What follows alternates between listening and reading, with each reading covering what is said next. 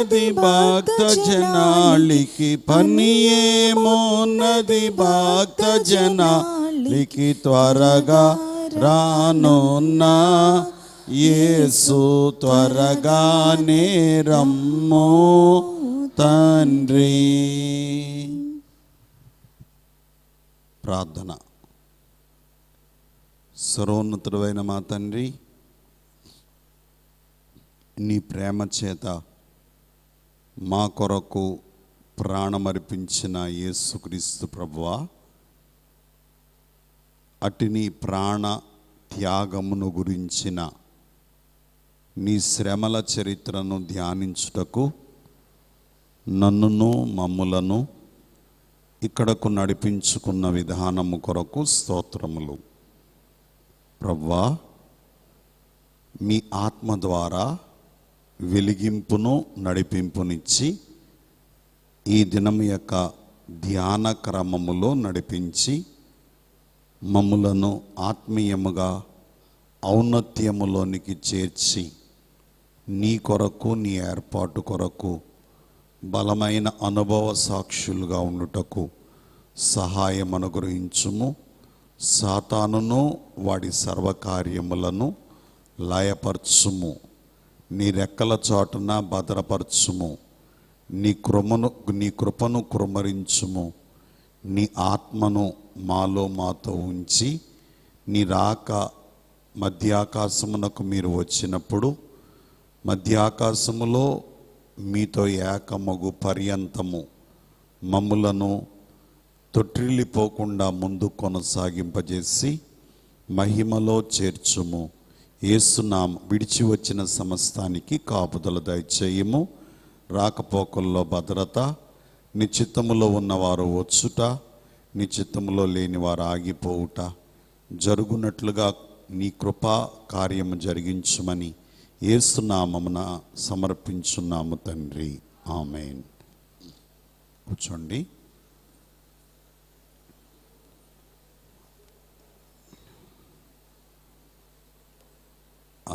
వాక్యం చెప్పకముందు ఒక నిమిషం.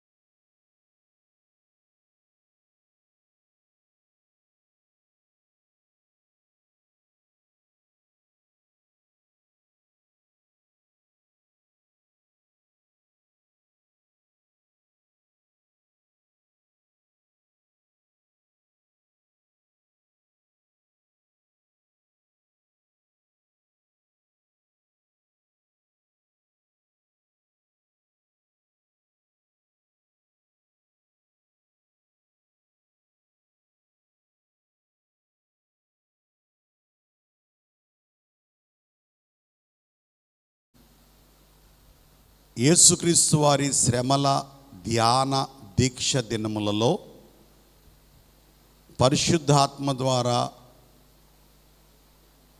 శరీర ప్రాణాత్మలు ఆయన సన్నిధికి నడిపింపబడిన వారలారా, శరీర ప్రాణాత్మలతో ఆయన సన్నిధికి నడిపింపబడిన వారలారా, యేసుక్రీస్తు ప్రభు వారి యొక్క శ్రమల ధ్యాన దీక్ష వలన కలుగు బలము స్థిరము పరిశుద్ధాత్మ తండ్రి మన ఆత్మలకు ప్రసాదించును గాక. ఆమేన్. ప్రియమైన దేవుని పిల్లలారా, గత కొద్ది దినాలుగా యేసుక్రీస్తు వారి రక్తమును గురించి మాట్లాడుకుంటున్నాం. గత కొద్ది దినాలుగా యేసుక్రీస్తు వారి రక్తమును గురించి మాట్లాడుకుంటున్నాం. యేసుక్రీస్తు వారి రక్తాన్ని గురించి ప్రకటన గ్రంథములో ఏముందో కూడా గత 2 దినాల నుంచి మనం ధ్యానిస్తూ ఉన్నాం.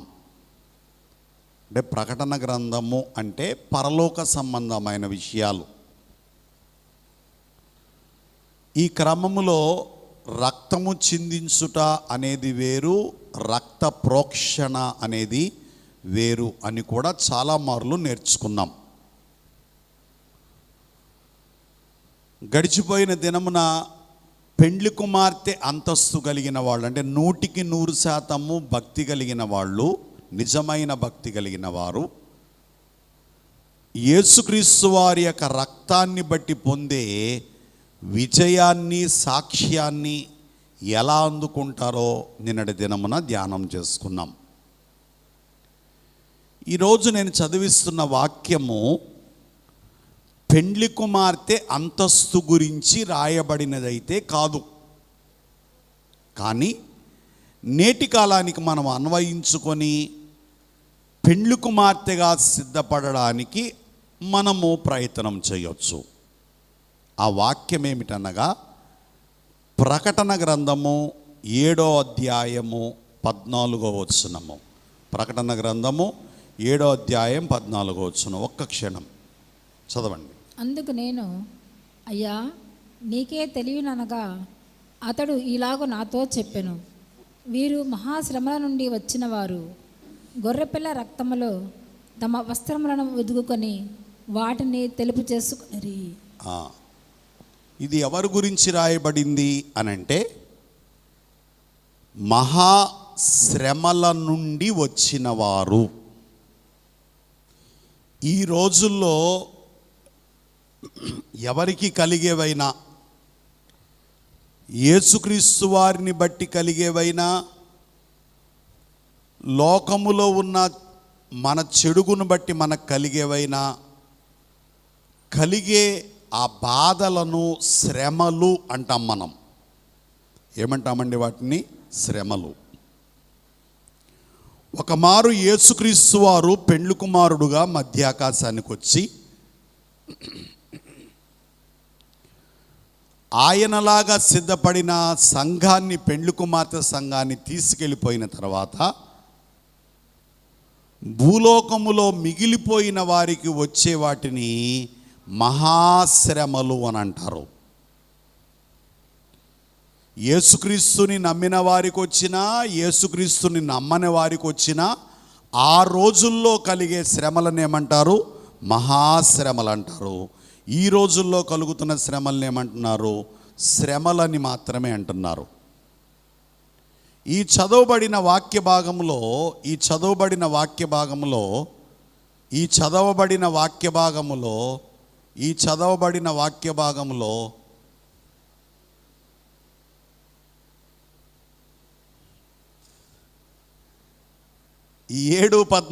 ప్రకటన 7:14 ఎవరైతే ఉన్నారో వీరు ఎక్కడి నుంచి వచ్చారని రాయబడింది? మహాశ్రమలు. అంటే ఈ కాలానికి సరిపోయే మాట కాదు ఇది. అయితే ఈ కాలానికి సరిపోయేటట్లుగా దీన్ని అన్వయించుకుందాం. ఇది ఎప్పటి గురించి చెప్పబడిన మాట అని అంటే, యేసు ప్రభువారు మధ్యాకాశానికి వచ్చి పెండ్లి కుమార్తెగా అంటే 100% భక్తిలో ఉండేవారిని తీసుకెళ్ళిపోయిన తర్వాత, నూతన యెరూషలేము అనే మోక్షానికి తీసుకెళ్ళిపోయిన తర్వాత, ఎవరైతే మిగిలిపోయి ఉంటారో వారికి, ఆ భక్తులైన వారిని గురించి రాయబడిన మాట. వీరు మహాశ్రమల నుండి వచ్చినవారు. ఇంకో మాట ఉంది, వీరి వస్త్రములు అని. ఏంటండి?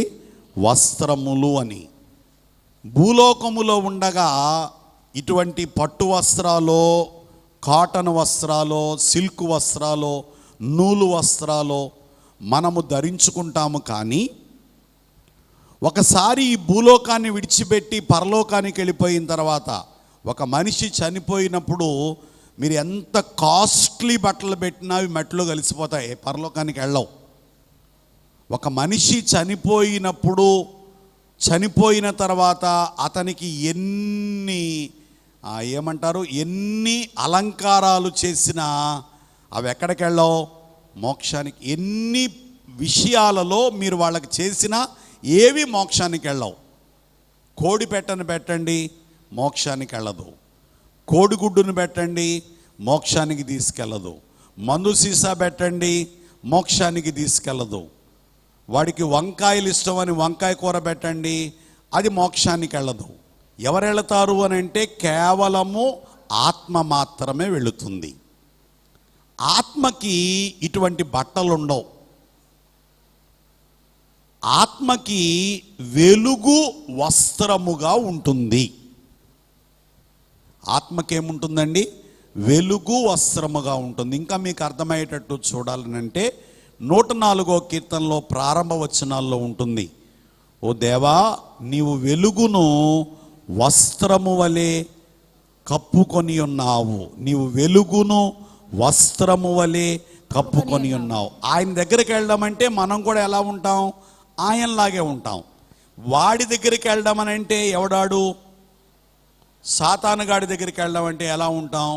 వాళ్ళలాగా ఉంటాం. వాడు ఎలాగుంటాడయ్యా అని అంటే దిగంబరుడుగా ఉంటాడు. వాడికి ఏముండదు? ఎలాగో పాతాళానికి వెళ్ళేదైనా పరలోకానికి వెళ్ళేదైనా ఆత్మే. పరలోకానికి వెళితే వెలుగు కప్పేస్తుంది మనల్ని. పాతాళానికి వెళితే ఎలా ఉంటామండి? దిగంబరత్వంతోనే ఉంటాం. అసహ్యకరమైన రీతిలో ఉంటాయి దురాత్మలు. అందుకే వారికి మంచి చెడు తెలియదు, సిగ్గు ఎగ్గు ఉండదు. దయ్యం పట్టిన వాళ్ళకి ఒంటి మీదే ఉన్నదో లేదో కూడా ఆలోచించరు. నేటి కాలంలో విచారకరం ఏంటంటే, పరిశుద్ధాత్మను పొందామని చెప్పిన వాళ్ళు కూడా ఇలాగా తయారవుతున్నారు. జాన్ వెస్లీ పాస్టర్ గారు ఒకరోజు యూట్యూబ్లో చెప్తున్నారు, ఏమనంటే, ఒక అక్క ఉంది చర్చిలో, ఆ అక్కకు ఆత్మ వచ్చిందంటే 1/2 ఎకరం కావాలా? ఆత్మ వచ్చిందంటే ఎంత కావాలంట? 1/2 ఎకరం కావాలా? ఈ 1/2 ఎకరం దున్నేసే టైంలో ఎవరైనా అడ్డొస్తే వాళ్ళకి మూతులు వెళ్ళిపోతాయంట.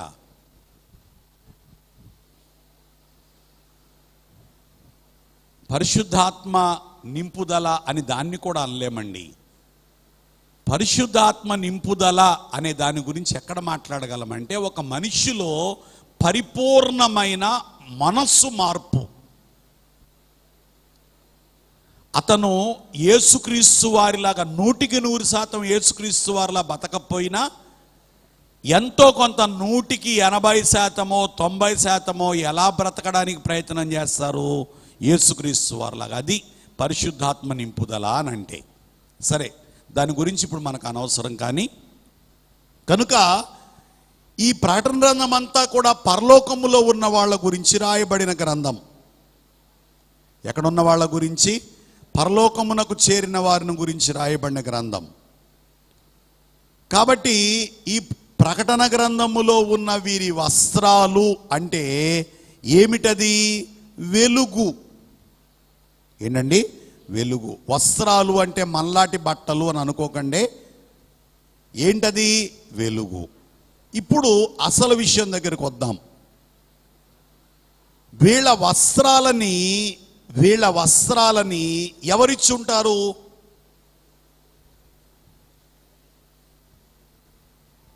ఇవి దేనికి సంబంధించిన వస్త్రాలు? నేను చెప్పినట్లుగా కాటన్ కాదు, సిల్క్ కాదు, ఆర్గండి అని వచ్చేది మేము చిన్నప్పుడు. ఆర్గండి కాదు, ఆరండి కాదు, ఉప్పాడ పట్టు కాదు, కంచి పట్టు కాదు. మరి ఏంటవి? దేవుడిచ్చిన అలంకారం, లేక దేవుడిచ్చిన వెలుగు. దేవుడిచ్చిన వెలుగు, దాన్ని అనేకమైన పేర్లు మనం పెడతాం.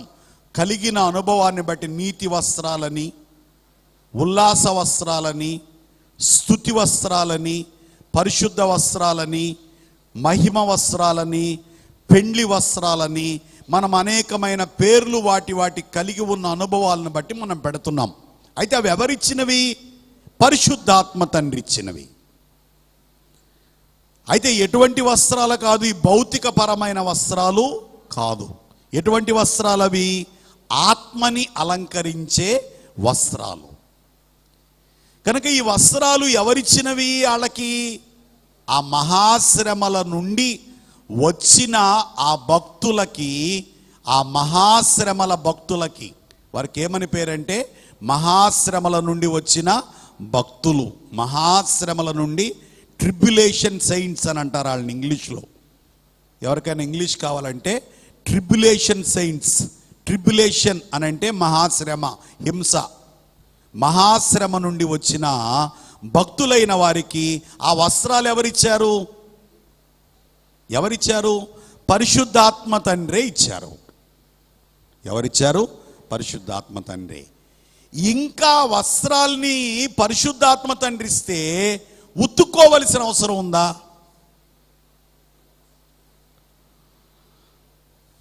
మడుగు, అడుగు, కడుగు.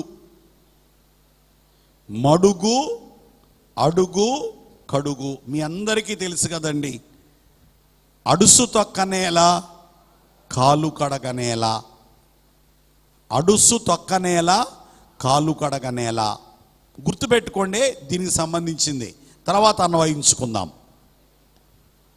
పరిశుద్ధాత్మ తండ్రి అనుగ్రహించిన అలంకారం ఉంది కానీ వాటిని ఏం చేసుకోవాల్సి వచ్చింది? వాళ్ళు మరలా ఉతుక్కొని, ఏమనుందండి అక్కడ? గొర్రెపిల్ల రక్తము 1. 2 వస్త్రములు ఉతుక్కొనుట. 3వది తెలుపు చేసుకొనుట. 1 గొర్రెపిల్ల రక్తము, 2వది ఉతుక్కొనుట, 3వది తెలుపు చేసుకొనుట. ఎవరైనా మనకు బట్టలు ఇచ్చేటప్పుడు, లేదా మీరు నాకు బట్టలు ఇచ్చేటప్పుడు పాత మాసిపోయిన బట్టలు ఇస్తారా, కొత్త బట్టలు ఇస్తారా? ఎవరికి ఏమిచ్చినా బహుమానం ఇచ్చినప్పుడు ఎలా ఇస్తారు? అమ్మ, ఒక చిన్న మాట, సందర్భం వచ్చింది కనుక చెప్తున్నానే.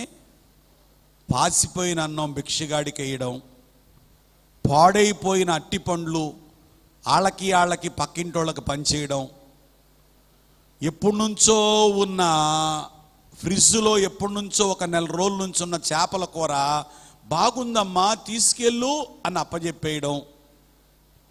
ఇవన్నీ ఏంటంటే అతి తెలివి ప్రదర్శనలు. నీకు ఉపయోగం లేనిది ఇతరులకు ఎందుకు? నీవు ఏం చేస్తావో, నువ్వు ఏం తింటావో, నీవు ఎలా ఉండాలనుకున్నావో, నీ ఇతరులను కూడా అలాగే ప్రేమించాలా. నిన్ను వలే నీ పొరుగు వారిని ప్రేమించు. ఒకవేళ ఎవరికైనా ఉంటే మానేసుకోండి అవి. ఒకవేళ మనం ఎవరైనా ఇంటికి వెళ్ళాం, వారు ఒక 10 రోజుల నుంచి ఫ్రిడ్జ్లో ఉన్న మటన్ కర్రీ తీసి పెట్టారు, వేడి చేసి పెట్టారు, బాగానే ఉంది. కానీ సారం లేని సట్టే నీకెందుకే ఉట్టే అన్నట్టుగా ఉంది. ఫ్రిడ్జ్లో ఎక్కువ రోజులు పెట్టినవి ఎలా ఉంటాయండి? సారం లేకుండా, రుచి పచి లేకుండా ఉంటాయి. ఏంటి ఇలా ఉంది ఏంటి అని అంటే, ఏమోనమ్మా చాలా ఉప్పు కారాలు బాగా నూనెసి మేము చేసామే, చూడండి ఎంత నూనె తేలిపోతుందో. అందులో ఫ్రిడ్జ్లో నుంచి తీసి వేడి చేశారు కదా, ఏమొద్దు నూనె అంతా, చూడండి ఎంత నూనె వేసామో. 10 రోజుల క్రితం వండిందని చెప్పరు. సరే, అలాగే ఎవరికైనా మన వస్త్రాలు ఇచ్చినప్పుడు మురికి వస్త్రాలు ఇస్తామా, మంచి వస్త్రాలు ఇస్తామా? ఖచ్చితంగా మానవులే ఇలా చేస్తే పరిశుద్ధాత్మ తండ్రి మురికి వస్త్రాలు ఇస్తారా, మంచి వస్త్రాలు ఇస్తారా? మరి ఇక్కడ కడుక్కోవలసిన అవసరం ఏంటి, ఉతుక్కోవలసిన అవసరం ఏంటి? జకర్యా గ్రంథం 3వ అధ్యాయము 3వ వచనం చూస్తే, జకర్యా గ్రంథం 3వ అధ్యాయము 1వ వచనం నుంచి 3వ వచనం వరకు చూస్తే, అక్కడ ఒక ఆయన ఉన్నాడు. ఆయన ఉద్యోగం ఏంటంటే ప్రధాన యాజకుడు. ఎవరండి ఆయన? ప్రధాన యాజకుడు. అంటే అందరి గురించి ప్రార్థనలు చేసి అందరినీ సన్మార్గములో నడిపించేవాడు. నడిపించవలసిన వాడు. నిన్నే కదండి చెప్పింది, యాజకుడు అని అంటే ఏంటి? ప్రార్థిస్తాడు, ప్రకటిస్తాడు. ప్రధాన యాజకుడై ఉన్న యెహోషువ అనుంది అక్కడ. ఏమనుందండి? ప్రధాన యాజకుడై ఉన్న యెహోషువ. ప్రధాన యాజకుడై ఉన్న యెహోషువకి వస్త్రములేంటయ్యా అనంటే అలంకారము, ఘనత. నిర్గమాకాండం 27వ అధ్యాయంలో ఉంటుంది. అతనికి అలంకారమును ఘనతయు కలుగునట్లు నీవు అతనికి యాజక వస్త్రములను కుట్టవలెను. ఎవరన్నా తీశారా? 28వ అధ్యాయము 2వ వచనం. అతనికి అలంకారమును మంచిదండి, కలుగునట్లు, అలంకారమును ఘనతయు కలుగునట్లు యాజక వస్త్రములను కుట్టవలెను. ప్రధాన యాజకుడు అంటేనే యేసుక్రీస్తు వారిని భూలోకములో మాదిరిగా చూపించవలసిన వాడు.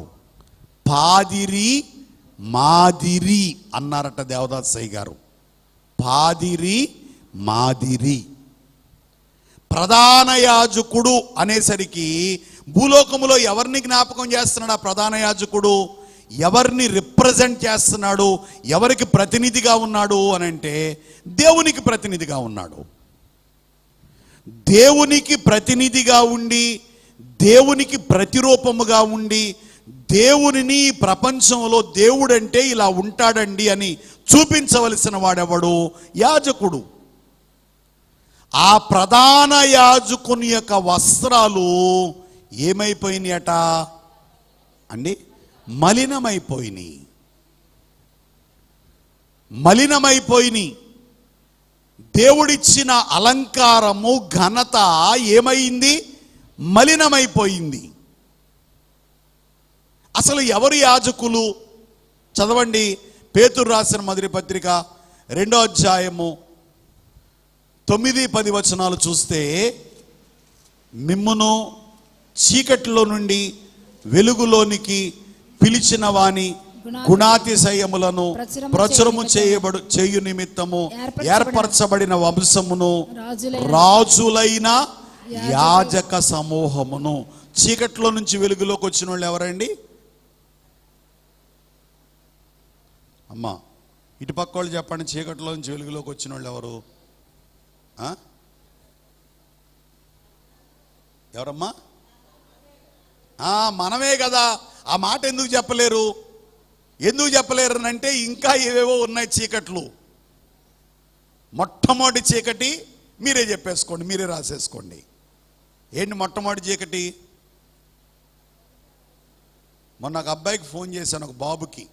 బాబు ఎలా ఉన్నారు, ఇంట్లో వాళ్ళందరూ బాగున్నారా అని అంటే, లేదయ్యా సీరియల్ చూస్తున్నారయ్యా అని అన్నారు. పెద్దగా నవ్వాను నేను. వాళ్ళ బాబులు వాళ్ళ ఇంట్లో వాళ్ళ గురించి అలా చెప్పడం అనేది మరి మంచి విషయం కదండి. నిజంగా యథార్థంగా చెప్పడం అదొక చీకటి. చాలా చీకట్లండి, నాకైనా మీకైనా ఎవరికైనా. చీకట్లో నుండి ఎందులోనికి వచ్చిన వాళ్ళం మనం. ఎంతో కొంత లోక సంబంధమైన చీకట్లో నుండి వెలుగులోనికి వస్తేనే ఇక్కడ భక్తి, లేకపోతే వేస్ట్. లేకపోతే ఏమవుద్దండి? వేస్ట్. మనం ఎంత తెల్ల బట్టలు వేసుకున్నా, ఎక్కడైనా ఒకరోజు, ఆ రోజు ఈస్టర్ పండుగ, పొద్దున్నే స్నానం చేయించింది మా అక్క. అప్పటికి విశాఖపట్నంలో ఉన్నాను నేను, 3వ తరగతి చదువుతున్నాను. మా ఇంటికి మెట్లుండే, మెట్లుకి జారుడు బండలు ఉండేవి అటు ఇటు. తెల్ల బట్టలేసి ఆ మెట్ల మీద కూర్చోబెడితే సరదా తీరక జారుడు బండ మీద జారుతా ఉంటే నెమ్మదిగా జారతా పక్కనున్న మురుగు కాలువలో పడ్డా. తెల్ల బట్టలు కాస్త ఎలా మారిపోయినాయి, నల్లగా మారిపోయినాయి. మరలా అందులో విశాఖపట్నం మురుగు అంటే భయంకరంగా ఉంటుందండి. మామూలు మురుగు కాదు, విశాఖపట్నం మురుగు. అన్ని రకాల అన్నీ కలుస్తాయి.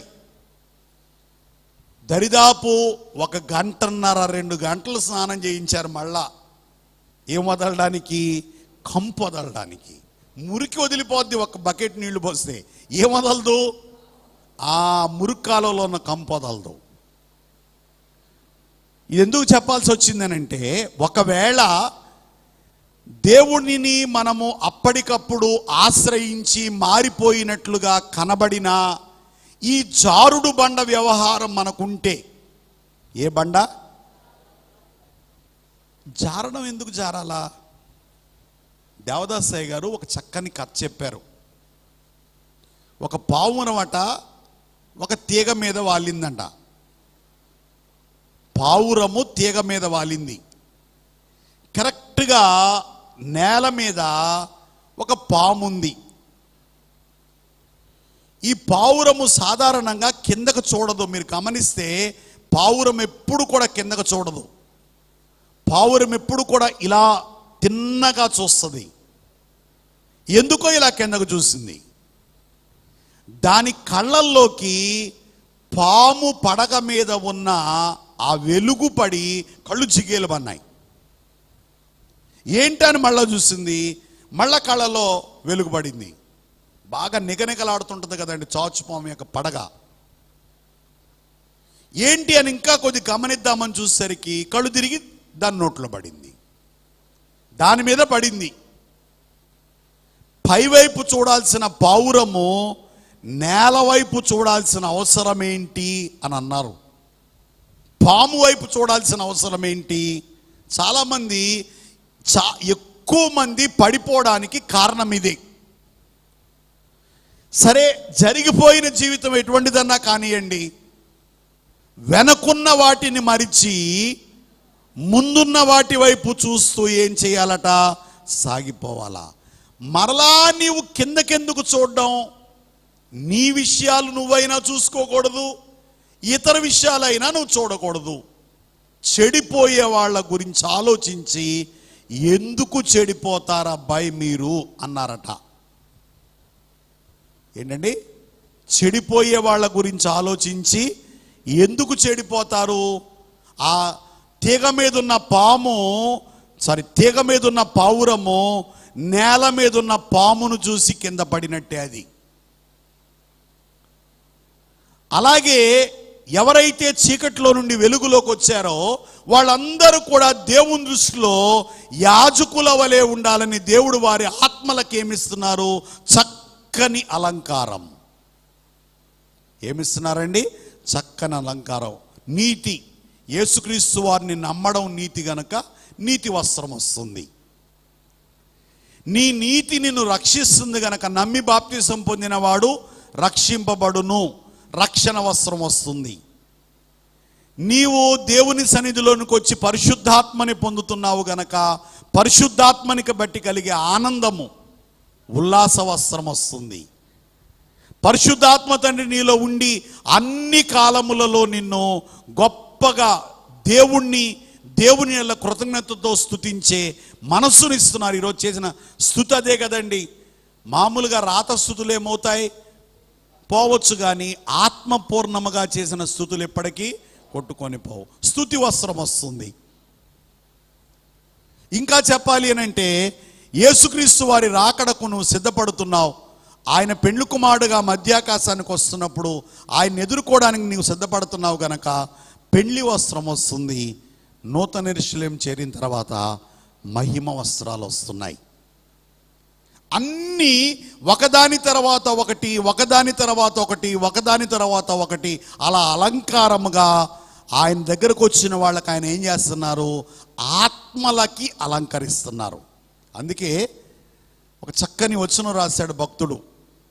తలకు బంగారు కిరీటము ఆత్మాలకు క్రీస్తు నీ నీతి వస్త్రము, తలకు బంగారు కిరీటము. ఆత్మాలకు క్రీస్తు నీ నీతి వస్త్రము, కలగాంచి మేల్కొన్న గతిపోయే పాపముల్, కలగాంచి మేల్కొన్న. అంటే రాత్రి పడుకొని తెల్లారు లేచేసరికి నడుము నొప్పో కాలు నొప్పో, ఏం పట్టు అంటారు దాన్ని, ఏదైనా పట్టేస్తే క్యాచ్ అంటారు ఇంగ్లీష్లో. దీన్ని ఏమంటారండి? ఏదో పట్టు తెల్లారు లేచేసరికి ఎలా లేకుండా పోతుందో, యేసుక్రీస్తు వారి రక్తములో మునగగానే కళ్ళు మూసి తెరిసే లోపల మనకేమొచ్చేస్తుంది?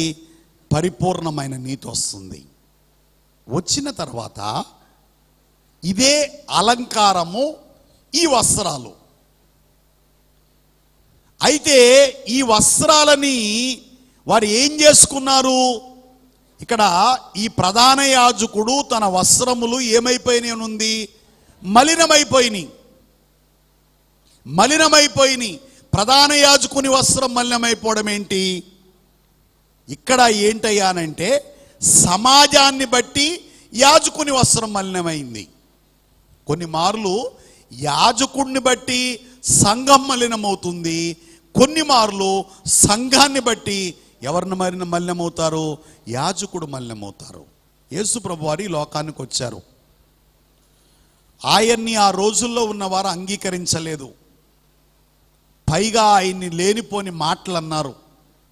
ఈ రోజు కూడా ఆయన బంధువులే ఆయన అంగీకరించలేదు అనే నెపం ఆయన మీద వేసి ఇప్పటికి కూడా ఆయన తక్కువగా మాట్లాడేవాళ్ళు ఉంటారు యేసు ప్రభు వారిని. అరే ఇక్కడ దాకా ఎందుకురా, పాలస్తీనా వదిలిపెట్టేసి ఇండియా దేశంలో క్రైస్తవులు అంటున్నారు, ఆ ఇస్రాయేల్ దేశంలో ఆ యేసుని ఎవడన్నా నమ్ముతాడా అని అడిగేవాళ్ళు ఉంటారు. అవమానం కదా? అవమానమా కాదా? మన ఇంట్లో వాళ్ళు, మన వీధిలో వాళ్ళు, మన సంఘములో వాళ్ళు మనల్ని అంగీకరించకుండా ఎవరో మనల్ని అంగీకరిస్తారు, నిజమే అది. కానీ ఇది ఎటువంటిది అనంటే అవమానకరమైనది. సంఘాన్ని బట్టి వచ్చే మలినం ఇది. ఒక్కోసారి యాజకుడిని బట్టి సంఘానికి ఏమొస్తుంది? మళ్ళీ మీరు లేవియాకాండం చదివితే బాగా అర్థమవుద్ది.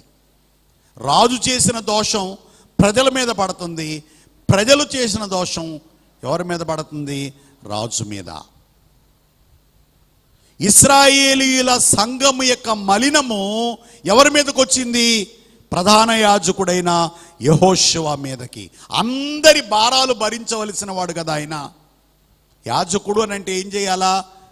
పాప భారాన్ని భరించాలా, శాప భారాన్ని భరించాలా, మరణ భారాన్ని భరించాలా. అందరి యొక్క భారాన్ని భరించవలసిన వాడే యాజకుడు. అక్కడ సాదృశ్య రూపకంగా చెప్తున్నారు. ప్రధాన యాజకుడైన యెహోషువ ఇశ్రాయేలు సమాజం యొక్క మలినాన్ని తన ప్రధాన యాజకత్వపు వస్త్రాల మీద భరిస్తున్నాడు. ఇంకో సందర్భం చూస్తే ఒక ఆయన చాలా మంచి ఆయన, వాళ్ళ నానంటే చాలా ప్రేమ, వాళ్ళ నాన్న చాలా ప్రేమ కలిగినోడు గనక పిల్లల కోసం చాలా చేశాడు. చాలా ఏంటండి, సామాన్యంగా చేయలేదు, ఊరంతా ఆకాశం అంత ఇచ్చేశాడు. వాళ్ళ నాన్న వాళ్ళ కొడుక్కి బాగా భక్తిలో, విశ్వాసములో, ప్రార్థనలో, సన్నిధిలో, తండ్రి సహవాసంలో ఎదుగుతున్నాడు ఆ కొడుకు. ఉన్నట్టుండి ఎందుకో లోకాన్ని చూడాలనిపించింది. ఏ లోకాన్ని అయితే విడిచొచ్చాడో ఆ లోకాన్ని మళ్ళా చూడాలనిపించింది. నువ్వు నాకు ఏవేవైతే దాచిపెట్టావో అవి నాకు ఇచ్చేయమని అడిగాడు ఆ కొడుకు. ఏం చేస్తాడు? ప్రేమ కలిగిన వాడు కదా తండ్రి, ఇచ్చి పంపించాడు. పాడు చేసుకున్నాడు. మళ్ళా బుద్ధి వచ్చిన తర్వాత వాళ్ళ నాన్న దగ్గరకు వచ్చాడు. ఏ వస్త్రాలతో వచ్చాడు? పందులు మేపుతూ దాని పొట్టు తింటూ ఉండే ఆ పరిస్థితుల్లో ఉన్న మురికి వస్త్రాలతో వచ్చారు. ఈ తప్పిపోయిన కుమారుడు అనంటే ఎప్పుడో పాపములో ఉన్నవాడు మరలా పరిశుద్ధతలోకి రావడం కాదండి. ఇది సంఘములో ఉన్న వాళ్ళ చరిత్ర. తండ్రి ప్రేమ ఎరిగిన వాడు ఈ కొడుకు. అలాగే సంఘములో ఉన్న వారికి ఎవరి ప్రేమ తెలుసు? యేసుక్రీస్తు వారి ప్రేమ తెలుసు. ఎరిగి ఉండి కూడా ఏమైపోయాడు? ఈ తప్పిపోయిన వాడు బయటికి వెళ్ళిపోయాడు. అలాగే చాలా మార్లు మనం దేనినో ప్రేమించి తండ్రి ప్రేమ నిర్లక్ష్యం చేసి వెళ్ళిపోతూ ఉంటాం. మలినమైపోయిన వస్త్రాలు. అందుకే కౌగిట చేర్చుకొని ముద్దు పెట్టుకొని సేవకులకి పని వాళ్ళకి ఆజ్ఞాపించి ఆ కుమారుడికి, అతని పేరేంటండి? కుమారుడు. యేసుక్రీస్తునందు విశ్వాసం ఉంచడాన్ని బట్టి మనం కూడా ఈ రోజున ఏమని పిలువబడుతున్నాం? కుమారులం. ఎవరి కుమారులం? దేవుని కుమారులం. దేవుని కుమారుడే గాని దారి తప్పాడు గనక మలినమైపోయింది పరిస్థితి. స్నానం చేయించి మరలా ఏ వస్త్రాలు దొరికించారు? లూకాసు వార్త 15వ అధ్యాయములో ఎన్నో వచనం? 22వ వచనం. ప్రశస్త వస్త్రములను త్వరగా తెచ్చి వీనికి కట్టి. ప్రశస్త వస్త్రములను త్వరగా తెచ్చి వీనికి కట్టి. ప్రశస్త వస్త్రములను త్వరగా తెచ్చి. ప్రియమైన దేవుని పిల్లలారా, తండ్రి ప్రేమను నిర్లక్ష్యము చేసి తన వస్త్రాల్ని మలినము చేసుకున్నాడు. ఎవరు? తప్పిపోయిన కుమారుడు. అక్కడ ఇశ్రాయేలు సమాజములో ఉన్న మలినాన్ని భరించి ప్రధాన యాజకుడు తన వస్త్రాలను ఏం చేసుకున్నాడు? మలినం చేసుకున్నాడు. అలాగే మీరు ప్రకటన 3వ అధ్యాయంలో 4వ వచనంలో చూస్తే, ప్రకటన 3వ అధ్యాయం 4వ వచనంలో చూస్తే అక్కడ తమ వస్త్రములను అపవిత్రపరచుకొని మీరు ప్రారంభంలో చూడగలిగితే, అక్కడే చూడగలిగితే వాళ్ళందరూ దేవుడితో సంచరించే వాళ్ళు. అక్కడే ఉంటుంది, చదవండి. వారు తెల్లని వస్త్రములు ధరించుకున్న వారై నాతో కూడా సంచరించెదరు. ప్రభువుతో కూడా సంచరించే వాళ్ళు. ఆ సంఘములో ఉన్న అనుభవం ఏంటంటే,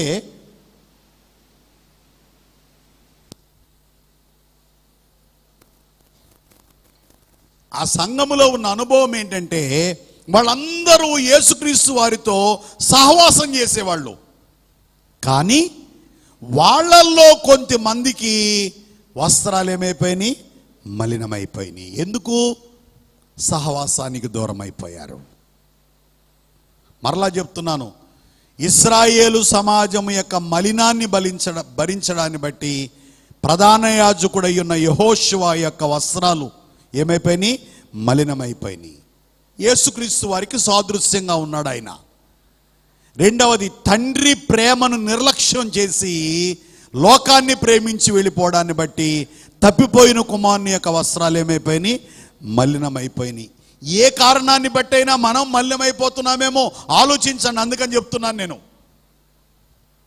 మూడవదిగా, దేవుని సహవాసములో ఉండి మరలా లోక సహవాసములోకి వెళ్ళి దేవుని సహవాసములో ఉంటూ మరలా ఏ సహవాసంలోకి వెళ్ళిపోయారు? లోక సహవాసంలోకి వెళ్ళిపోయి తమ వస్త్రాలని ఈ సాద్యూసు సంఘం వారు ఏం చేసుకున్నారు? మలినం చేసుకున్నారు. ఒకటి సమాజాన్ని బట్టి, రెండవది ప్రేమని నిర్లక్ష్యం చేయడాన్ని బట్టి, మూడవది సహవాసాన్ని పోగొట్టుకోవడాన్ని బట్టి. దేవుని సహవాసం పోగొట్టుకుంటే సంఘ సహవాసం విడిచిపెట్టేస్తాం. సంఘ సహవాసం పెట్టేస్తే అన్ని మంచి సహవాసాలు పోతాయి. ఇక మిగిలేది ఏంటయ్యానంటే చెడు సహవాసం. అందుకే పౌలు గారు చాలా స్పష్టంగా రాశారు, దేవునితో సహవాసము లోకముతో వైరము. నాతో చెప్పండి ఒకసారి. దేవునితో సహవాసము లోకముతో వైరము. వైరం అంటే శత్రుత్వం. లోకముతో సహవాసము, దేవునితో వైరము. మరలా చెప్పండి అమ్మా. లోకముతో సహవాసము, దేవునితో వైరము. దేవునితో సహవాసము, లోకముతో వైరం. ఏ వైరం పెట్టుకుందాం? దేవునితో వైరం పెట్టుకుంటే మసే, ఎక్కువసేపు వివరించడానికి లేదు కాబట్టి. దేవునితో వైరం పెట్టుకుంటే మసే.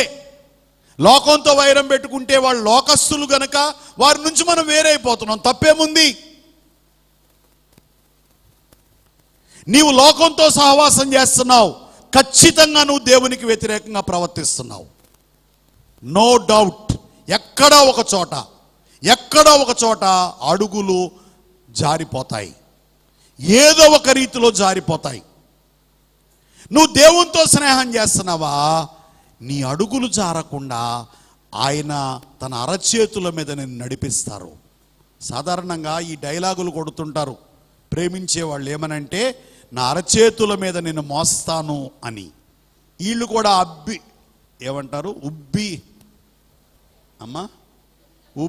ఉబ్బి తబ్బిబ్బైపోయి అట్టయిపోయి రొట్టయిపోయి, అబ్బో నాయనో అడుగుల్లో అరచేతుల్లో మోస్తాడంట, మా అమ్మ నాన్న కూడా మోయలేదని చెప్పి ఓకే అంటారు, తీసుకెళ్ళి ఎక్కడ అమ్మేస్తారు, సరిపోద్ది కదండి.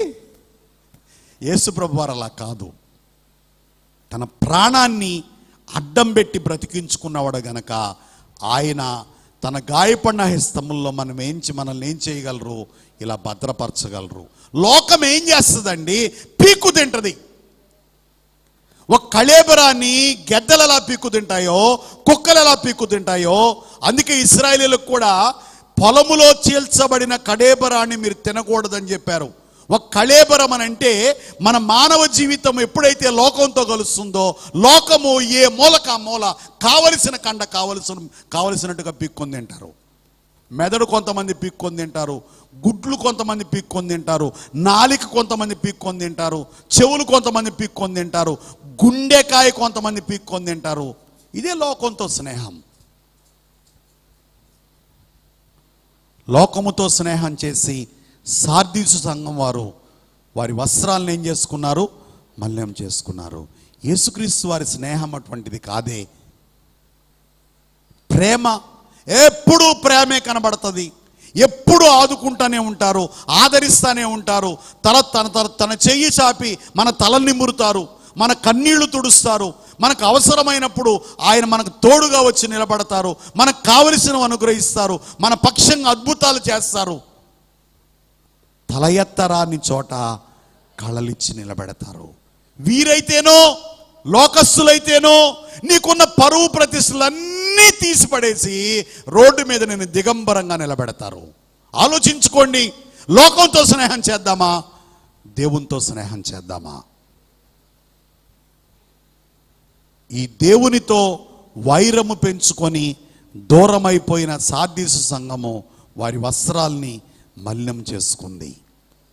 అలాగే ఈ ప్రకటన గ్రంథము 7వ అధ్యాయం 14వ వచనంలో ఉన్నవాళ్ళు కూడా యేసుక్రీస్తు వారు మధ్యాకాశానికి వచ్చే సమయానికి వారి వస్త్రాలు ఏమైపోయి ఉన్నాయి, మలినమైపోయి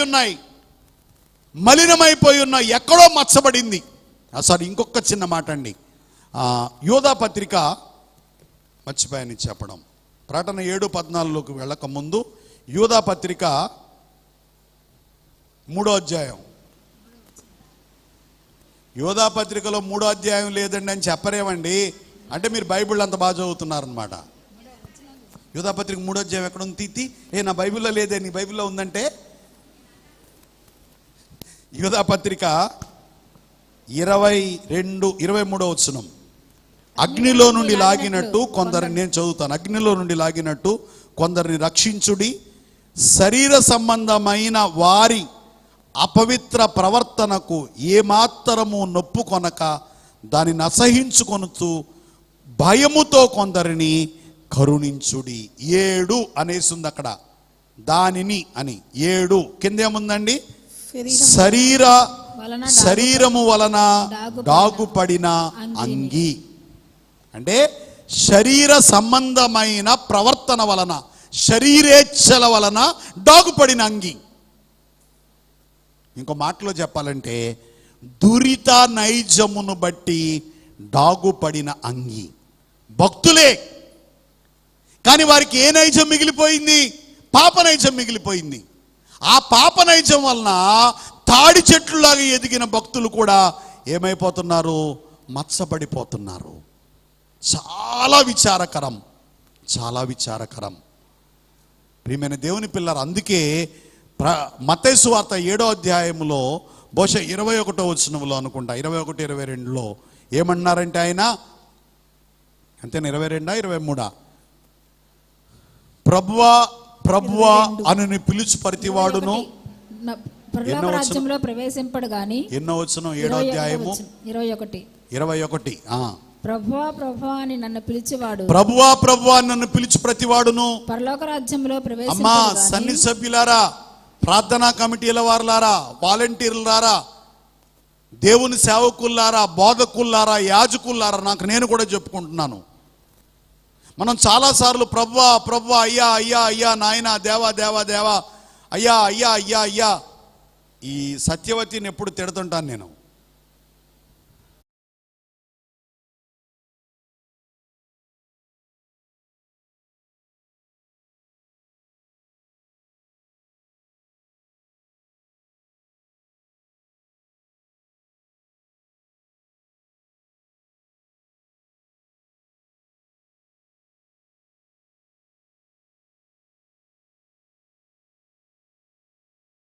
ప్రభువా నన్ను పిలిచి ప్రతివాడును పరలోక రాజ్యములో ప్రవేశించలేడు కానీ పరలోకమందున్న అని అంటే ప్రభువే చెప్పారు అక్కడ, నీ నామాన మేము అద్భుతాలు చేయలేదా? మా ప్రార్థనలకు అద్భుతాలు జరుగుతున్నాయి. మీ నామాన మేము సూచక్రియలు చేయలేదా? మేము ప్రార్థన చేస్తుంటే అనేకమైన సూచనలు జరగట్లేదండి. ఈ ప్రపంచంలో వర్షం ఆగిపోతుంది, తుఫాన్ ఆగిపోతుంది, ఎండొచ్చేస్తుంది, అనేకమైన సూచక్రియలు జరుగుతున్నాయి. నీ నామాన మేము దయ్యాలు వెళ్ళగొట్టలేదా? ప్రార్థనలు చేస్తుంటే ఏం కూడా వెళ్ళిపోతున్నాయి? దయ్యాలు వెళ్ళిపోతున్నాయి అని అంటే ప్రభు ఏమంటున్నారు? మీరెవరో నాకు తెలియదు. ఎందుకన్నారు ఆ మాట? వాళ్ళందరికీ అలంకారం ఉంది. ఏంటయ్యా అలంకారం అంటే, వాళ్ళకి ఆ వరములు అనే అలంకారం ఉంది. ఒక చిన్న మాట అండి, వస్త్రములు అనే అలంకారం అయిపోయిన తర్వాత వరములు అనే అలంకారం ఇస్తారు ఆయన. లేదా వస్త్రములు అనే అలంకారంతో పాటు ఏమిస్తారు? వరములు ఇస్తారు. వరములు ఇస్తారు. మీరు క్రైస్తవ పెళ్లి చేసుకోవాలి అని అనుకుంటే, ఒకవేళ మీరు స్థితిమంతులై ఉన్న ఆ మగబిడ్డ తరపున, అంటే పెళ్లి కొడుకు తరపున మీరు తల్లిదండ్రులు అనుకోండి, మీ స్థితికి తగ్గట్టుగా ఆడపిల్ల దగ్గర ఏమీ తీసుకోకుండా, ఇది బైబిల్ చెప్తుంది, ఇది బైబిల్ చెప్తుంది, మరలా చెప్తున్నాను, ఇది బైబిల్ చెప్తుంది. ఆడపిల్ల దగ్గర, రిబకా దగ్గర పైసా కూడా తీసుకోకుండా తాను తీసుకొచ్చిన బంగారపు ఏంటండి అవి కడియములు, ముక్కు కమ్మే, ఇవన్నీ కూడా ఎవరికి ఇచ్చాడు ఆయన? ఏమైనా అడిగాడా? ఎంత ఇస్తావు అన్నాడా? బైబిల్ చెప్తున్న మాట అండి. మళ్ళీ మీరు నన్ను తిట్టుకున్నా పర్లేదు, నేను చెప్పాలి కదా. ఏమన్నా ఇస్తారా? ఇవ్వకపోతే ఎలాగా? పెళ్లి ఖర్చులు ఏంటి అడిగారా? పెళ్లి ఖర్చులు కూడా తీసుకోకుండా పెళ్లి చేసుకోగలిగితే సరే, ఉన్నంతలోనే చేసుకో, లేదా దేవుడు ఆ సమయానికి నీకు ఏదైనా సదుపాయం చేస్తారేమో రా కదా. అలాగే చేసుకున్నావా?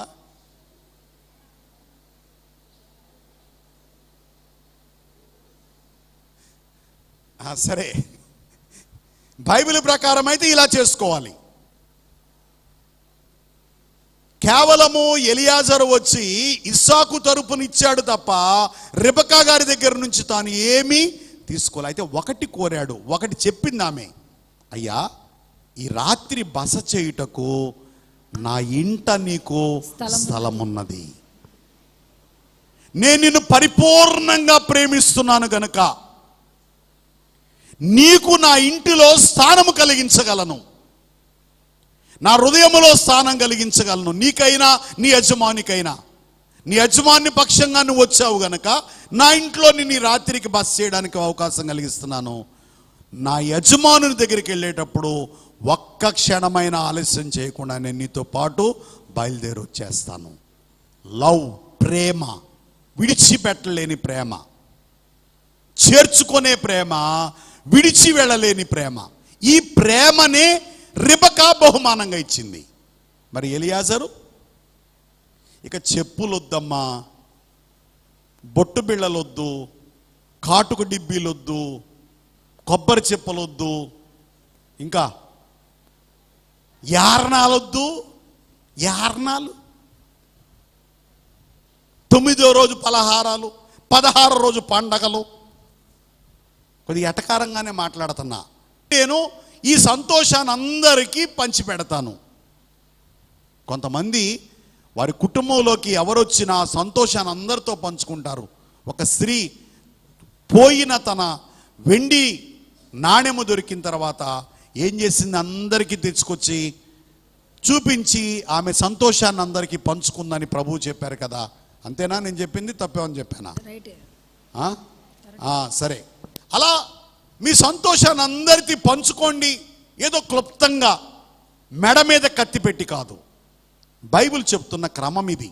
ఇవన్నీ కూడా ఎక్కడెక్కడో ఉన్న క్రమాలు, బైబిల్ క్రమాలు కాదు.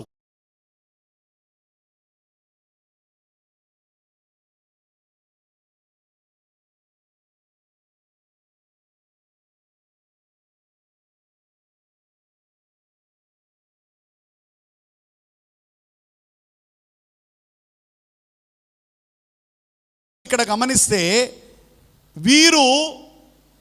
వీరి గురించి ప్రభు ఏమని చెప్తున్నారనంటే, ప్రభువా ప్రభువా నన్ను పిలిచి ప్రతివాడును పరలోక రాజ్యములో ప్రవేశించలేడు. మరి వీరు ప్రభువా ప్రభువా అని పిలిచే అద్భుతాలు చేశారు. వీరు ప్రభువా ప్రభువా అని పిలిచే దయ్యాలను వెళ్ళగొట్టారు. వీరు ప్రభువా ప్రభువా అని పిలిచే వీరు ఏం చేశారు? సూచక్రియలు కూడా చేశారు. మరి ఎందుకు వీరిని మీరు వద్దు, మీరెవరో నాకు తెలియదని ఎందుకంటున్నారు? అలంకారం ఉన్న, వస్త్రాలున్న, వరాలున్న ఏమైందండి? వీరి అంగి డాగుపడింది. దేని వలన డాగుపడింది? శరీర సంబంధమైన ప్రవర్తన వలన డాగుపడింది వీళ్ళకి. యేసు ప్రభువారు పెండ్లి కుమారుడుగా మహామహిమతో మధ్యాకాశానికి వచ్చే సమయానికి పెండ్లి కుమార్తె ఎలాగుండాలంటే అధమ మొక్క పాపమైన ఉండకుండా ఉండాలి. అలంకారం ఉంది, వరాలు ఉన్నాయి. అదే కదండి ముందు చెప్పుకున్నాం. ఈ 7:14లో ఉన్న భక్తులకి, శ్రమకాల భక్తులకి ఆ బట్టలు ఎవరిచ్చారు? ఆ వస్త్రాలు ఎవరిచ్చారు? పరిశుద్ధాత్మ తండ్రి ఇచ్చారు. కానీ ఎందుకు కడుక్కోవలసి వచ్చిందనంటే ఏం పడింది వాటి మీద? మలినం, డాగు పడింది, మచ్చబడింది. ఎందుకు పడిందయ్యా అనంటే పరిశుద్ధాత్మ తండ్రి ఇచ్చిన అలంకారం ఉన్న, పరిశుద్ధాత్మ తండ్రి ఇచ్చిన వరములున్న ప్రవర్తనలో పరిపూర్ణమైన మార్పు లేదు, లేక వారి నైజము వారిని విడిచిపెట్టలేదు.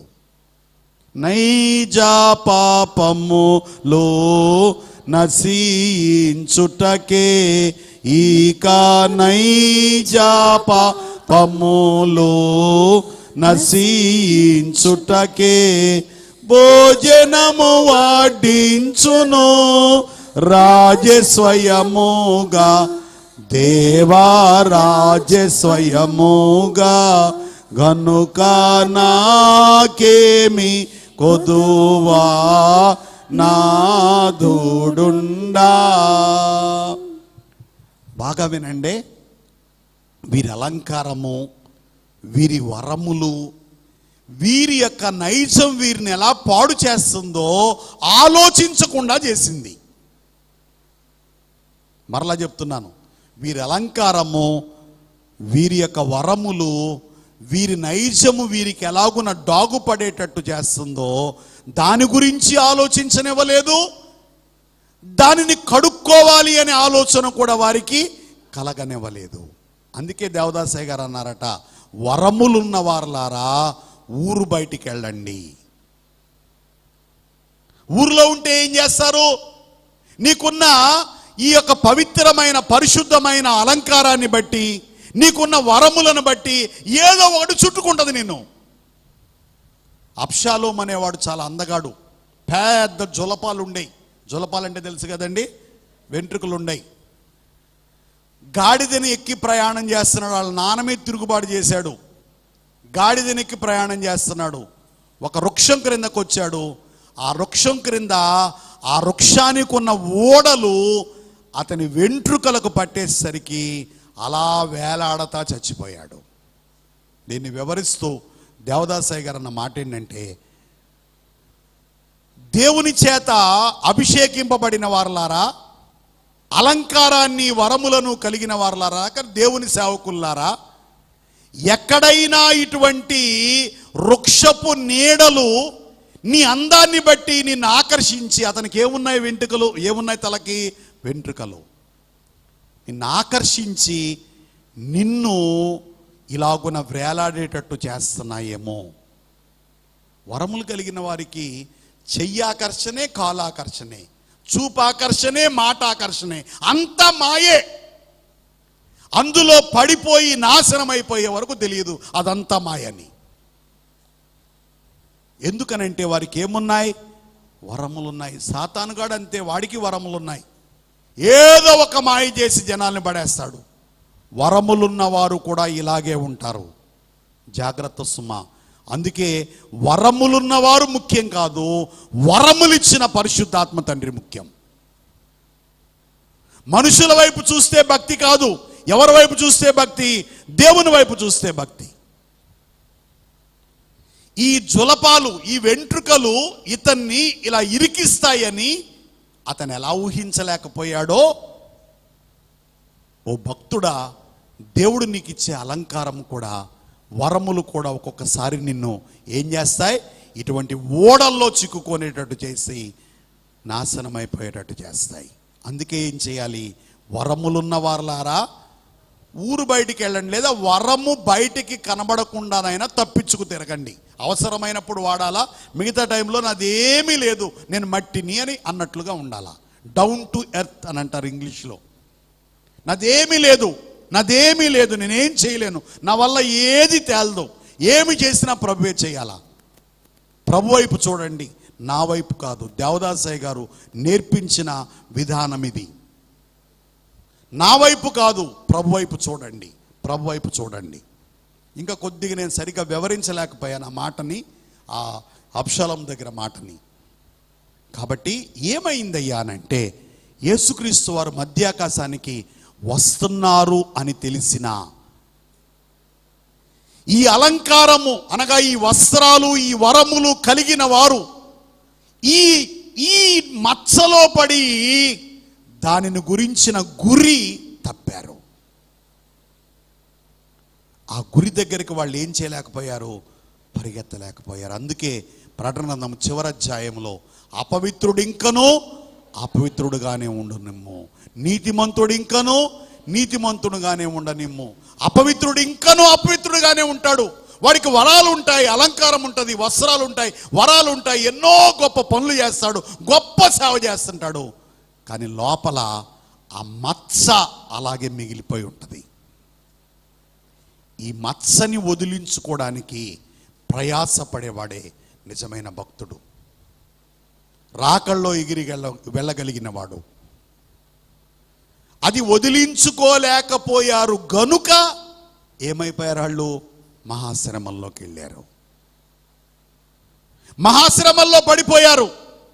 ఇక నుంచైనా ప్రియమైన దేవుని పిల్లలారా, యేసుక్రీస్తు వారి యొక్క రాకడకు సిద్ధపడుతున్న ఓ పెండ్లి కుమార్తె సంఘముగా సిద్ధపడుతున్నామని చెప్పుకున్న వారలారా, ఇక నుంచైనా ఈ మత్స, ఈ డాగు కడుక్కుందాం.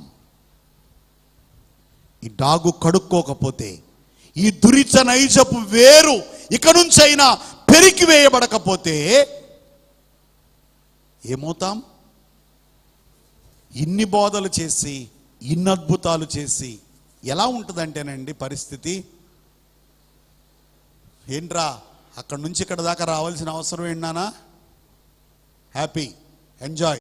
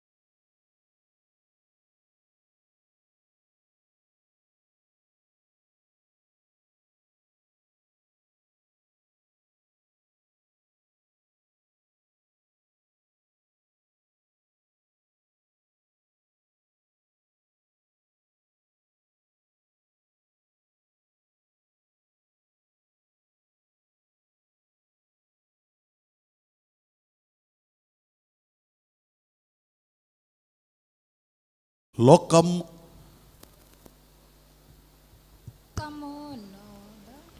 లోకము హేళన చెయ్యకమా. లోకముతో నీ సంగము కూడా లోకము హేళన చెయ్యక మానదు. పాడండి. త్వరగా రానున్నా యేసు త్వరగానే రమ్ము తండ్రి, త్వరగా వచ్చు ప్రభువా చురుకు, త్వరగా వచ్చు ప్రభువా చురుకు, తన మిమ్మునే త్వరపడగలను, తన మిమ్మునే త్వరపడగలను. రాకడకు సిద్ధముగాకున్న, రాకడకు సిద్ధముగాకున్న లోకము హేళన చేయక మానదు, లోకము హేళన చేయక మానదు. త్వరగా రానున్నా యేసు త్వరగానే రమ్ము తండ్రి. ఇలా అంటున్నానేమనుకోకండి. యాజక వస్త్రాలు ధరించుకున్న యాజకులైనా, సేవ చేస్తున్న సేవకులైనా, ఆయా విషయాల్లో సహకారం అందిస్తున్న సహకారులైనా, గొప్పగా భక్తిలో ఎదుగుతున్న విశ్వాసులైనా, అభిమానులైనా, ఎవరైనా ఆ దినాన్న ఆయన మధ్యాకాశానికి వచ్చినప్పుడు ఆ క్షణములో మనం మారదామనుకున్నా, కడుక్కుందామనుకున్నా కడుక్కోలేం. అందుకే ఇప్పుడే తల వంచి, దేవా నీవెన్నో భాగ్యాలు ఇచ్చావు, నాకెన్నో నేర్పించావు, నీ రాకడకు సిద్ధపడేటట్లుగా నన్ను చేశావు, నీ రాకడను గురించిన విషయాలు నాకు నేర్పిస్తున్నావు, నీ త్వరగా వస్తున్నావు అని నాకు తెలియజేస్తున్నావయ్యా. ఎన్నో సూచనలు కనబడుతున్నాయి ప్రపంచంలో. ఎన్నో అలంకారాలు ఇచ్చావు, ఎన్నో వరములు ఇచ్చావు, ఎన్నో దర్శనాలు ఇచ్చావు. ఎన్నో మార్లు నాకు వచ్చిన కలలు దర్శనాలు నెరవేరినాయి కదా. నన్ను ఎంతగా ప్రేమించావో, ఎక్కడో అడుగున పడి ఉన్నా, సమాధిలో పడి ఉన్నట్లుగా ఉన్న నన్ను ఈ స్థాయికి చేర్చావయ్యా, ఈ స్థాయికి చేర్చావు.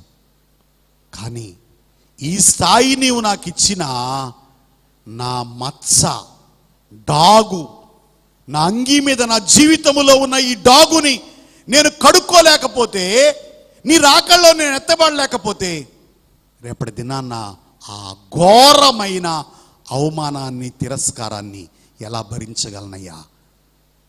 సరే, లోకం హేళన చేయడం పక్కన పెట్టేయండి. సాతానుగాడు మాయవేషంలో, లేక వాడి దోత అంత్యక్రీస్తుగాడు వస్తాడు.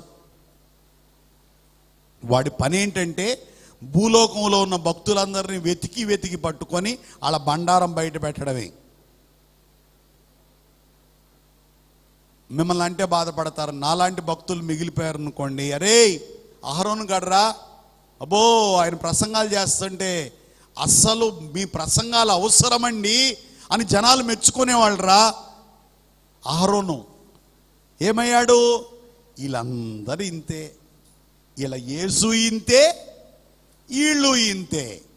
వీళ్ళకి తిండి పెట్టకండి, ఇళ్ళు రెంట్కి ఇవ్వకండి, వీళ్ళకున్నాయన్నీ లాగేసుకోండి, వీళ్ళ రేషన్ కార్డులు పీకేయండి, వీళ్ళకి భోజనం పెట్టకండి, ఎలా బతుకుతారో చూద్దాం. అప్పుడు అంత్యక్రీస్తు గాడి పరిపాలన 7 సంవత్సరాలు. ఆ రోజుల్లో కొంతమంది క్రైస్తవులే ప్రభువుని దూషించి ప్రక్కకెళ్ళిపోతారు. కొంతమంది భక్తులు వారి తప్పు తెలుసుకొని అప్పుడు కడుక్కుంటున్నారు. ఏమి లాభం? ఏమి లాభం? మీరు ప్రకటనందం చదివితే దాంట్లో ఉంటుంది. వీళ్ళు ఏడుస్తూ ఉంటారట.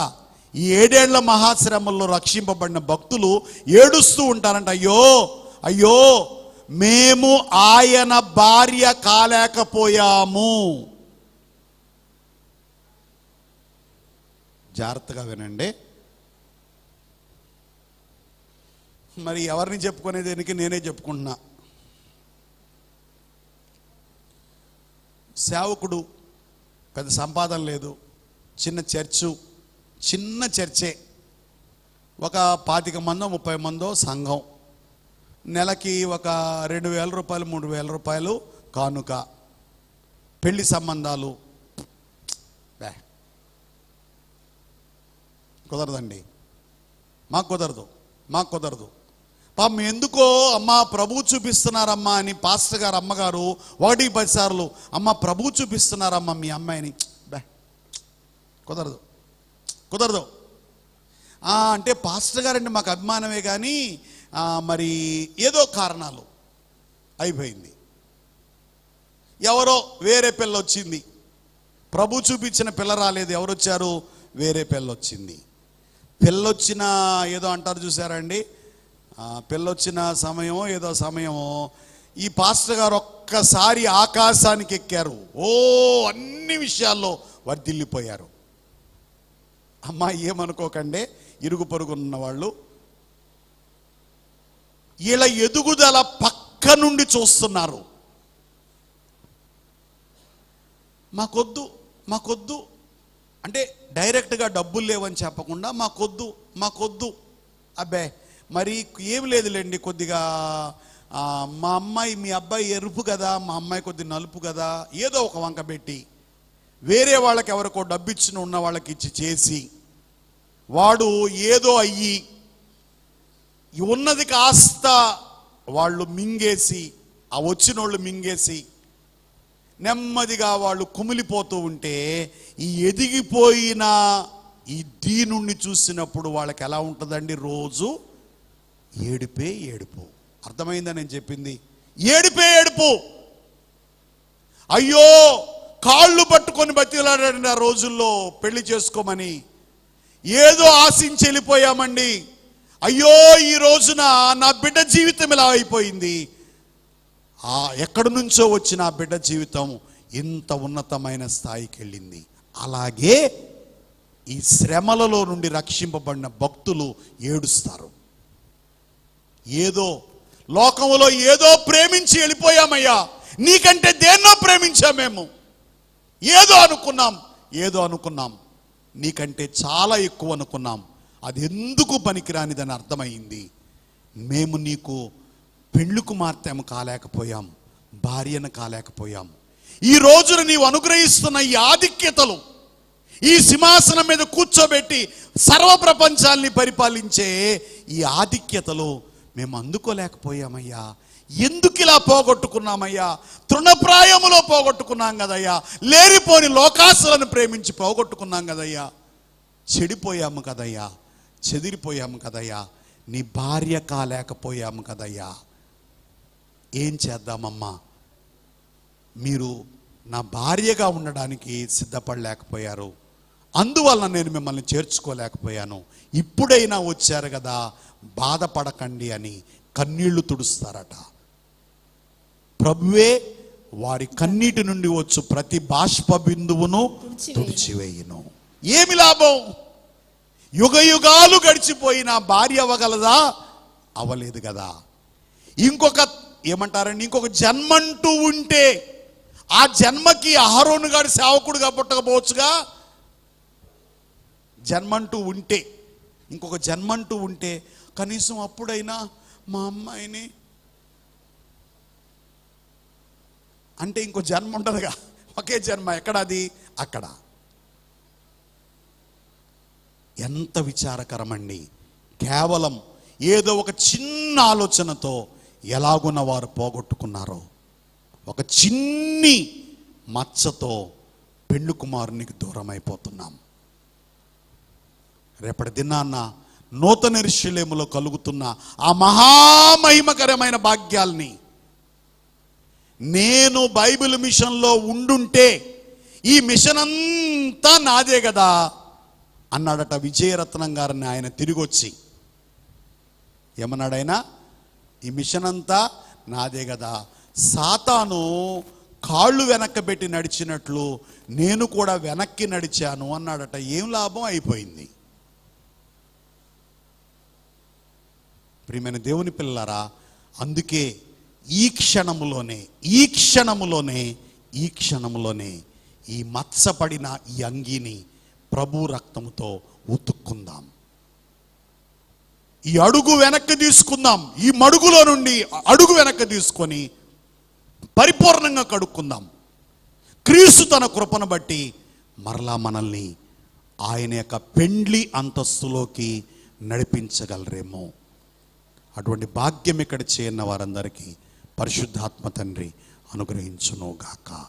ఆమేన్. కాలమపాయముగానుండే సమయము సద్వినియోగించు, తలుపులు తెరచియుండగనే విరిగిన మనసుతో సాగుదమా. కాలమపాయముగానుండే సమయము సద్వినియోగించు. రెండు చేతులు జోడిద్దాం.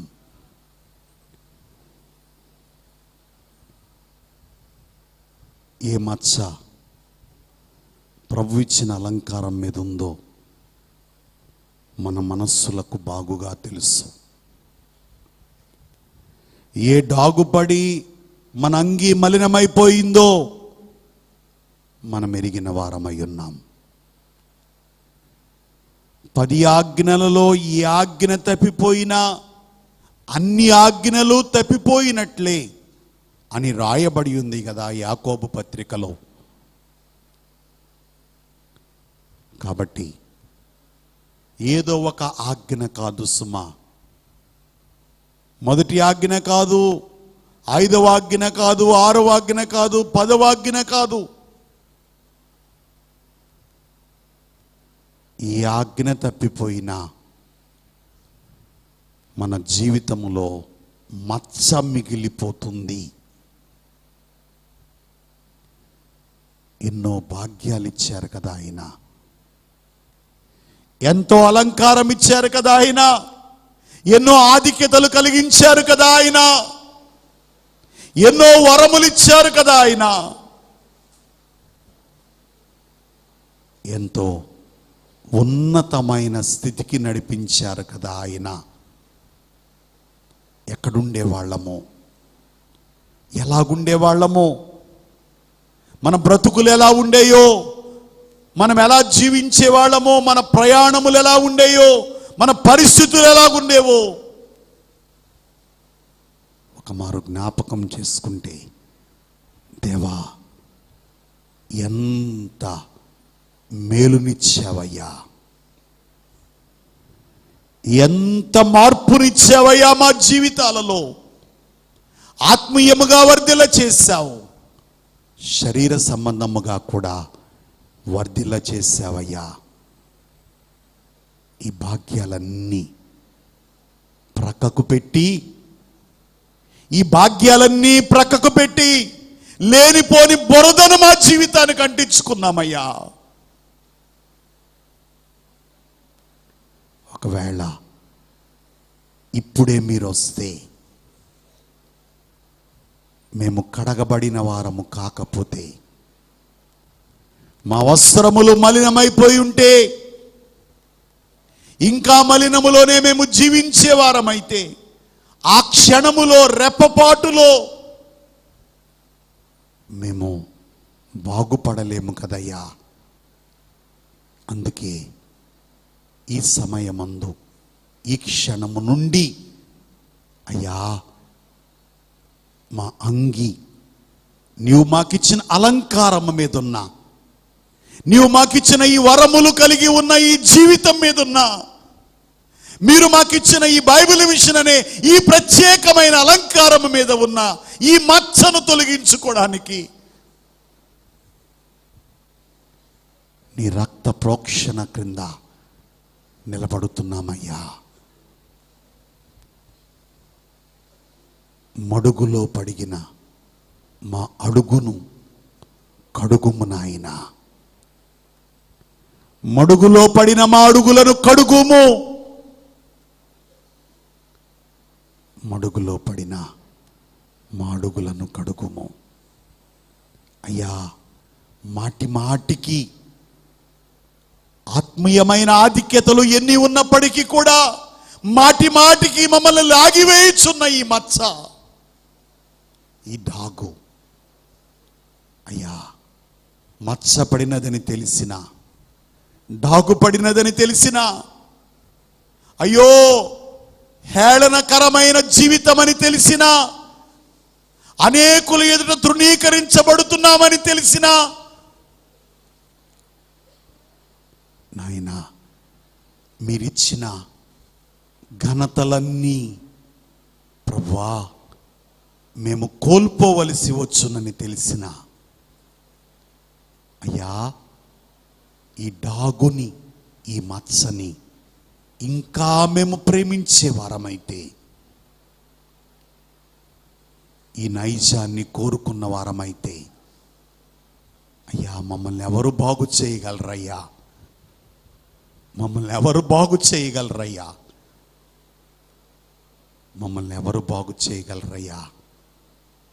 పొల్లుమారు నీ గాయములు గెలికి నీ శ్రమ పరచునా, పల్లుమారు నీ గాయములు గెలికి నీ శ్రమ పరచునా, కల దోషములకై ఇప్పుడు విలపించి వేడుకొందు, కల దోషములకై ఇప్పుడు విలపించి వేడుకొందు, నాయన్నా రాగదే ఓ యేసు తండ్రి, నాయన్నా రాగదే. అయ్యా ఈ లోకములో మాకంటే చిన్నవారు మాకంటే పై స్థాయికి వెళితే, మా ద్వారా మేలు పొందిన వారు మాకంటే మించిన అంతస్తులో ఉంటే, అయ్యా మాకంటే తక్కువ స్థితిలో ఉన్నవారు మాకంటే ఎక్కువ స్థితిలోకి వెళితే మా మనస్సు చూసి తట్టుకోలేదు కదయ్యా. అటువంటిది ఇన్ని నేర్చుకున్నాం, ఇన్ని మీరు మాకు అనుగ్రహించారు, ఇంత అలంకారాన్ని ఘనతని మీరు మాకు ఇచ్చారు, ఇన్ని వరములతో మీరు మమ్మల్ని నింపివేశారు. కానీ అయ్యా అంగి మీదున్న డాగు, మా ప్రవర్తన వల్ల కలుగుతున్న ఈ ఘోరమైన మచ్చ, ఈ తప్పిదము, ఈ నైజము,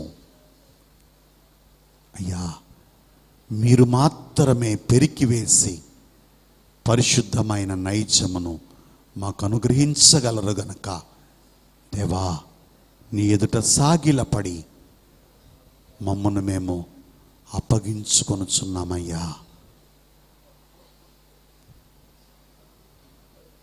దరిలేని యానందా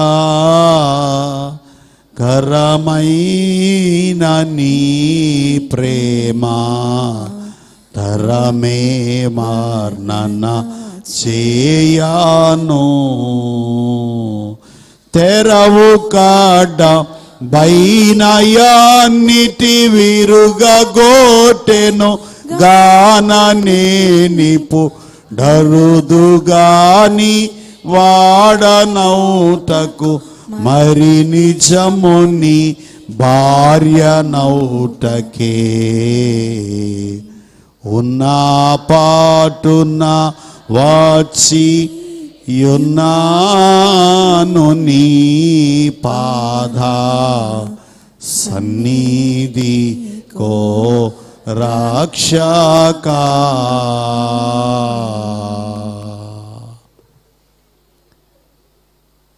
నీకిష్టము లేనిదంతా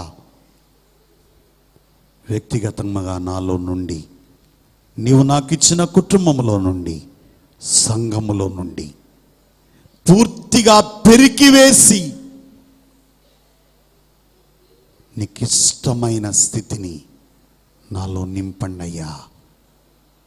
నిజముగా నీ వాడనవుటకే, మరి నిజముగా నీ వాడనవుటకే అయ్యా నీ వారముగా ఉంటామయ్యా. నీ అడుగుచాడల్లో జీవిస్తామయ్యా. ఇక మా అడుగులను మడుగులో వేయము నాయనా. పరిశుద్ధాత్మదేవ మీరే కట్టడి చేయండి. పాపములో మరలా నన్ను పడకుండగా చేసి ఆని పరిశుద్ధమై నారేకల నీడను కాపాడు. ఆని పరిశుద్ధమై నారేకల నీడను కాపాడు. పరిశుద్ధుని చేసి నీ వరములు దయచేసి నీ పరిశుద్ధ సన్నిధిని చూపుమా. పావురమా వినుమా. నీ పరిశుద్ధ సన్నిధిని చూపుమా. తెలివిని కలిగించు నన్ను దీవెగా వెలిగించు. నీకు కలిగిన భాగ్యం లాన్నిటిని నా కంటికి చూపించు. నీకు కలిగిన భాగ్యం లాన్నిటిని నా కంటికి చూపించు. దైవాత్మ రమ్ము నా తనువు నరాలుము. నా జీవమంతయు నీతో నిండా జేరి వసింపుము. నా జీవమంతై నీతో నిండా జేరి వసింపుము.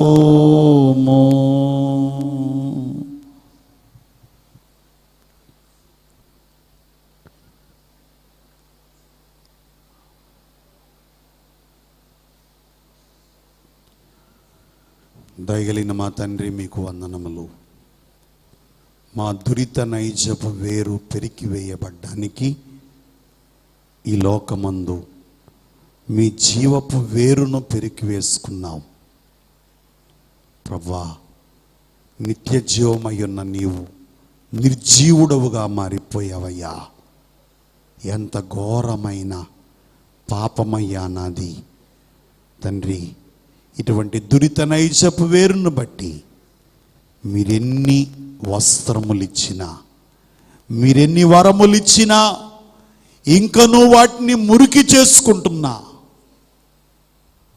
దాగుపడినట్లు చేసుకుంటున్నా తండ్రి. సంఘము యొక్క జీవితమును, ఆత్మీయ జీవితమును, బాహ్య జీవితమును మీరే సంపూర్ణముగా ఈ క్షణమందే మీ రక్త ప్రోక్షణ ద్వారా కడిగి తెలుపు చేసి నీకిష్టమైన వధువుగా మార్చి నూతన యెరూషలేములోకి చేర్చుము నాయనా. 40 దినములుగా చేసుకుంటున్న ప్రార్థనలకు, ప్రార్థనాంశములకు నెరవేర్పులు దయచేయము. తిరిగి వెళ్ళుచుండగా భద్రపరచుము. నీ రాకకు సిద్ధపరిచి రాకళ్ళ ఎత్తుపరచుకొనుము. పెళ్లి కుమారుడుగా మధ్య ఆకాశమునకు వచ్చుచున్నా యేసు నామమున సమర్పించున్నాము తండ్రి. ఆమేన్. ప్రభు నేర్పిన ప్రార్థన. పరలోకమందున్న మా తండ్రి, మీ నామం పరిశుద్ధపరచబడును గాక. మీ రాజ్యం మాకొచ్చును గాక. మీ చిత్తం పరలోకమందు నెరవేరుచున్నట్లు భూమి యందు నెరవేరును గాక. మా అందున ఆహారం నేడు మాకు దయచేయము.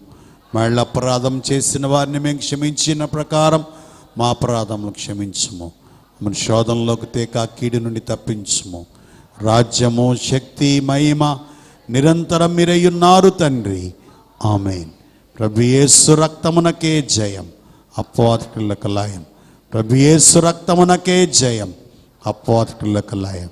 ప్రభు యేసు రక్తమునకు సంపూర్ణ విజయం, అపవాదికులకనంత నాశనం. హల్లెలూయా, హల్లెలూయా, హల్లెలూయా. స్తోత్రం, స్తోత్రం, స్తోత్రం. ఆమేన్, ఆమేన్, ఆమేన్.